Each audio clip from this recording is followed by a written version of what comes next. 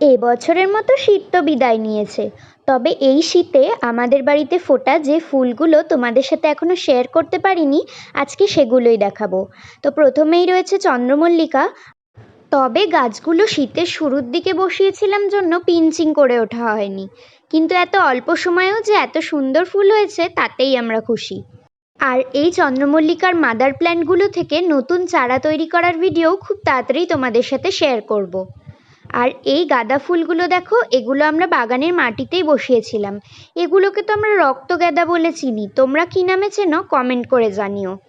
আর ইনি হলেন গাঁদা ফুলেরই ভাই বা বোন, চেরিগোল্ড। ভীষণ সুন্দর দেখতে এই ফুলটি, খুব অল্প যত্নেই কিন্তু পুরো শীতকাল আপনাদের বাগান আলো করে থাকবে। আর কসমস তো আমার অলওয়েজ ফেভারিট। আর গ্যাজেনিয়া ফুলের এই কালারটা কিন্তু ভীষণ আনকমন ছিল। আর এই গার্লিক ভাইন গাছটাতেও কিন্তু এবছর আমাদের প্রথম ফুল হয়েছিল।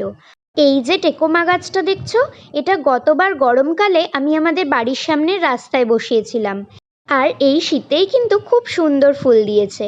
এরপর যেটা দেখলে ওটা ভৃঙ্গরাজের ফুল, আর এটা তো চেনোই, পিটুনিয়া।